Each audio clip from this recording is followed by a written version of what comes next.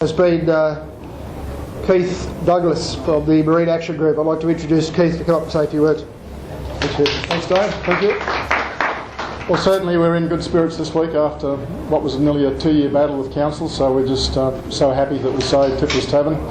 But today is a different issue. It's a much more important one as far as Australia goes, because we're concerned about what's happening with marine parks.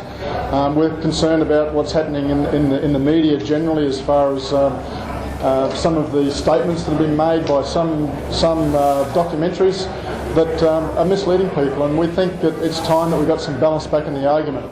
Now, just to qualify a couple of things, the Marine Action Group is a not-for-profit organisation. It was set up to represent the interests of people who boat, fish, dive, jet ski. We are not a commercial organisation. We basically represent all the people. However, I had the experience last year of being asked to get involved in the Australian election, and I was asked to be a Senate candidate for the Australian Fishing and Lifestyle Party. Now, that exercise was one that I started off really just to look after the issue with no real chance of winning or getting anywhere. So I got a bit of a surprise when I got a phone call after the election when somebody rang me and said, hey, you better get your bags packed, you might be going to Canberra. And I went, oh no, please not, I hope I haven't won. But I was one off. I was runner-up in Queensland, and that was quite a surprise. But we did a lot of work, and look, even though it was a political situation, it wasn't political for me. It was really a community issue for me.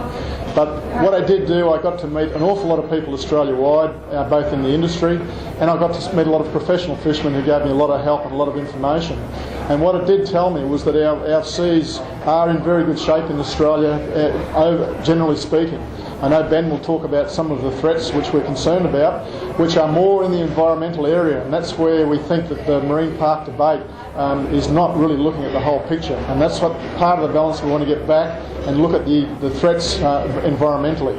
But as far as if you look at some of the reports that 90% of the fish in the ocean have gone in the last 50 years, it's a fallacy. It's not true. It can't be backed up.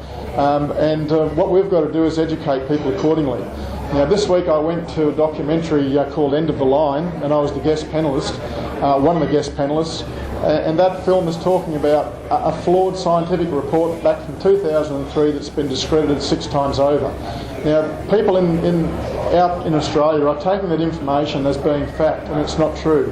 So what we will be doing via our website and via our interaction with all of the organisations that are concerned about that issue is making people aware that we haven't lost 90% of fish, and that's important.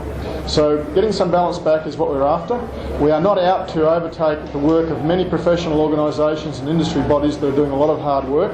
We're not doing that at all. We are simply going to be a communication point for them.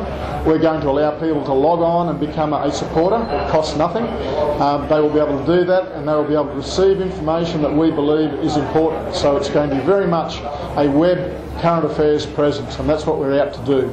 So without boring you too much about that, marineactiongroup.com is the website where you can register. So I hope you all jump on tonight and become a supporter, and then we'll keep you informed with regular newsletters and let you know what's happening right around the countryside. I'd like to invite Ben Diggles up to the stage. Ben is recognised as an expert in his field. He's a very, very bright fellow, and we've contacted Ben to clarify a lot of things over a period of time, and he's always had time for us, be it Sunday night or weekends, and he doesn't mind taking the call. So he's been a great help to being able to work out sort out the fact and the fiction. So I'd like to invite Ben up to talk about some of the particularly the environmental side that is a concern to what's going on.